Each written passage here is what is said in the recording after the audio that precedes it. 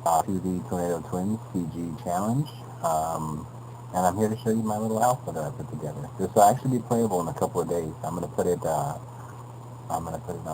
the net. I haven't figured out whether I'm gonna use Dropbox. So if you guys have any suggestions for how I should host this, let me know. Also, I have to apologize. Oh no, game crash. Hopefully that won't happen again. That's the first time it's happened.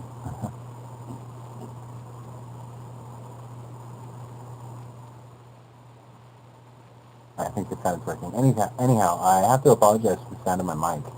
I think it's something wrong with my sound because for the longest time I couldn't get my mic to work at all.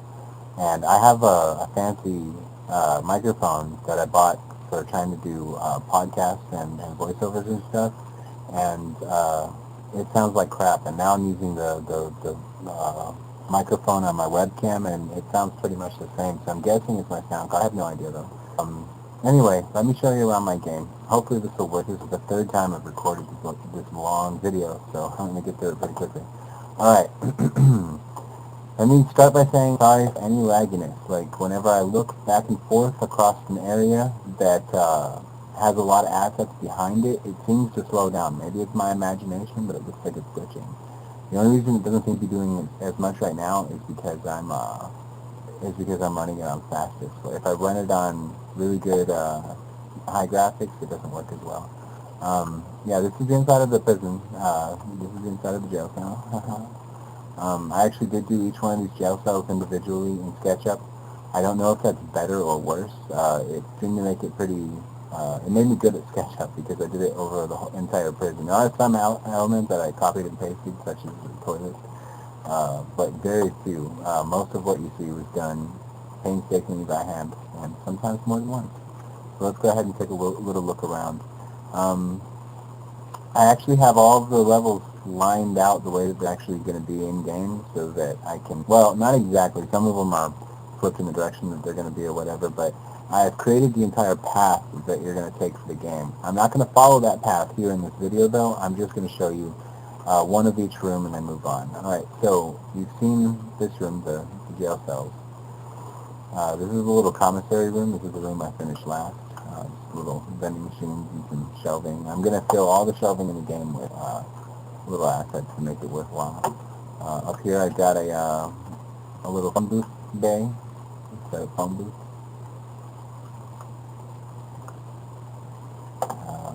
Alright, right now I'm going into the, whenever you play this game, before you can get down into the kitchen and into the cafeteria, you're going to have to go to the top guard tower. The entire game is going to have, every single door frame that you see is going to have a large door that's controlled by one of the guard towers or a card key. To access the guard towers, you need card keys, and inside of guard towers, here's one for example, you'll be able to hit a button that will open all the doors on your side. Each set of doors has two doors, and one of the doors is controlled from this side. One of the doors is controlled from the guard tower on the other side of the door. So I'll be using that to guide the player around. You're going to have to pick up card keys off the dead prison guard and get into the little areas. And every single time you get into one of these little areas, you're going to have something fun to fight or some good little reward to get. For watching the video, I'll go ahead and show you what one of the first secrets is. If you jump off of this, onto this little ledge here, and take this corner, I may have gone before. Nope, I didn't get it. Alright. Sometimes I fall off in here. You want to go in here? There's going to be, this game isn't going to have a whole lot of guns, but there's going to be a shotgun in here, and that'll be your reward for looking around. Yeah, you don't want to do what I just did and fall down, because this area is going to be swarming, the cafeteria, and it's going to be swarming with hungry zombies. I really like the way a lot of these levels turned out, and keep in mind, like this room, for example, every single thing I pulled out and did myself. There was no copying and pasting here. Perhaps there should have been. Perhaps the way I did it will be more intense on the game, because I've noticed that it's literally thousands of little files. Maybe it would be much smaller if I saved it into Unity, just one table, and like what I like about this is that they're all different sizes, and I was able to make good use of my space because of that. But yeah, if it's too intense and it glitches the game up too much, then I'll go ahead and change it. If anybody knows about this kind of stuff, just tell me, that'd be good. Alright, this is a little kitchen area. You got a little kitchenette here. Everything you see, I modeled. Everything you see, I modeled. This here is going to be a little walk-in refrigerator, and the chain shack is actually going to be available from in here. So if you go get that shotgun I showed you, you can come in here and take out the chain shack guy, or you can let him chase you through the cafeteria and let him tear up those other zombies for you.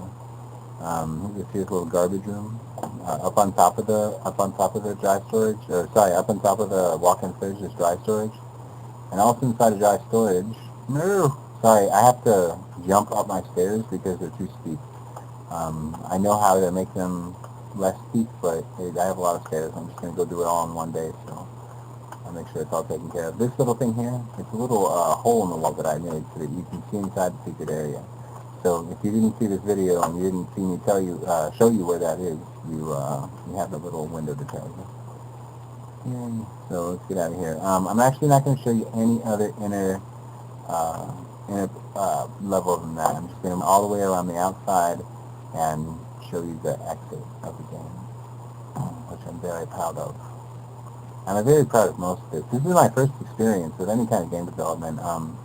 I did try to make a game like 3 years ago, but I didn't have any skills at that time, and I just barely started learning about Blender and Unity at that time, and the time between now and then hasn't exactly been spent 100% in Blender and Unity trying to figure out how to use them.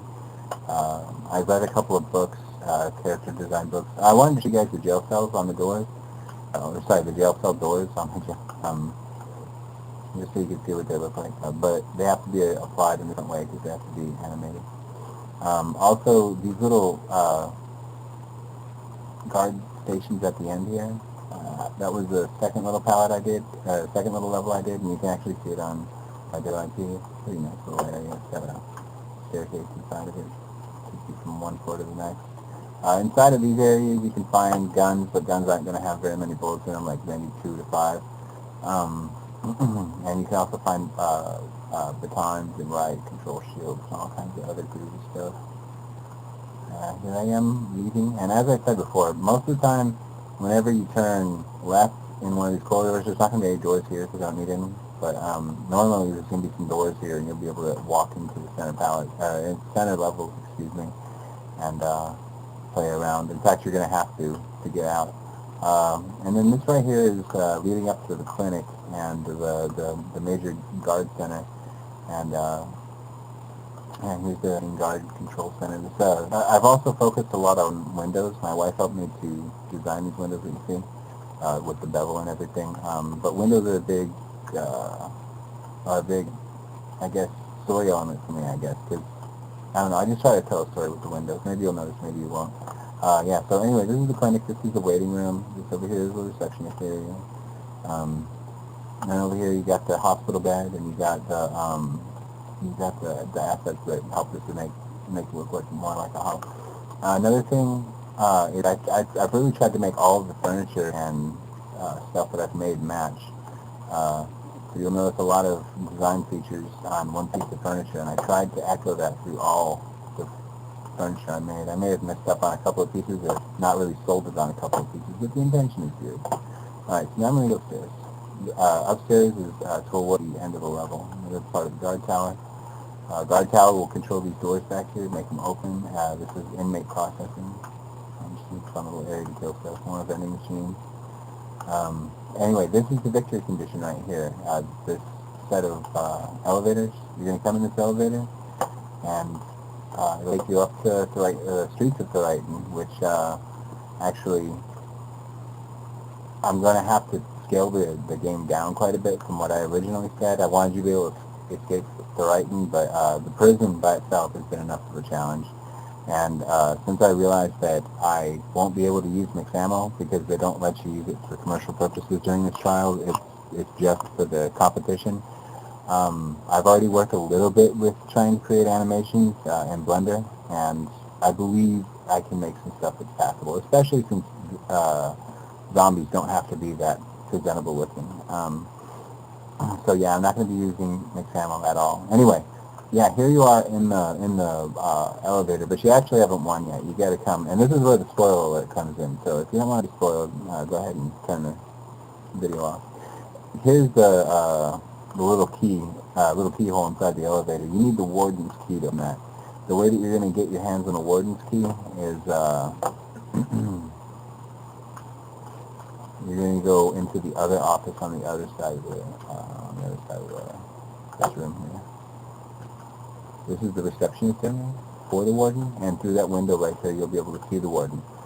Actually, the warden will have killed himself. He shot himself to the back of his mouth, and he's just sitting there in his chair, dead.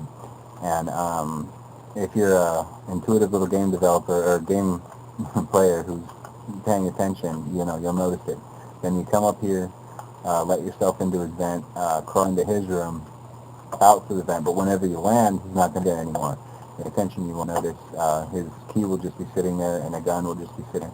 And you'll come out here, you'll be all happy that you won, and you'll go into the elevator, and then the warden will come out and knock you back, and this area will be flooded with zombies, and you'll have to fight until I decide that you can win.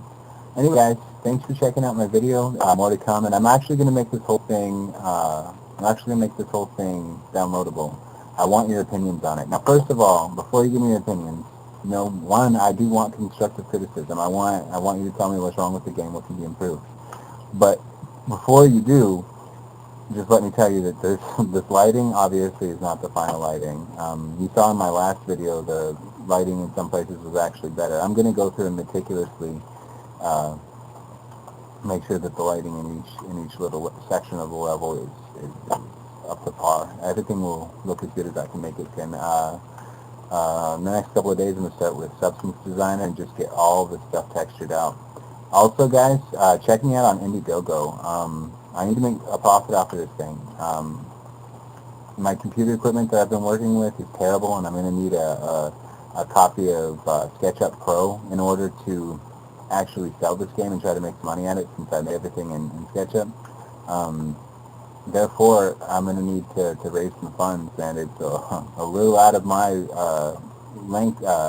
reach right now. So I'm going to start an Indiegogo campaign. I'm probably going to start it on the 1st. And what that campaign will be for is you can basically consider it a pre-release sale of the game. You can pick up the game for only $1. So if you're sitting there and you have $1 and you want to give it to me, man, I could freaking use. If you can't, at very least, you could help me share my Indiegogo link with the people that you know, and get them interested in it. In the Indiegogo campaign, I'm going to have the alpha version available for you to play, and I'm not going to ask people for money like some people do on Indiegogo to play the alpha. No, you can play the alpha free just to see what's up, and then the alpha on the Indiegogo campaign, I'll actually update it once a week. So the first time I update it, from looking at what it does to having textures, maybe even lighting. The second time I update it, hopefully it'll have some some weapons at least that you can shoot and carry and stuff. The next thing after that will be enemies. And yeah, just keep watching. We got like 40 days left, and thanks a lot, guys. Good luck to everybody else. TRT0100, man, you're the reason I made this work in progress, because yours looks so darn good. So I'm glad to hear that you're not dropping out. I'm looking forward to seeing some new WIPs from everybody. So thanks a lot, and let me know what you think.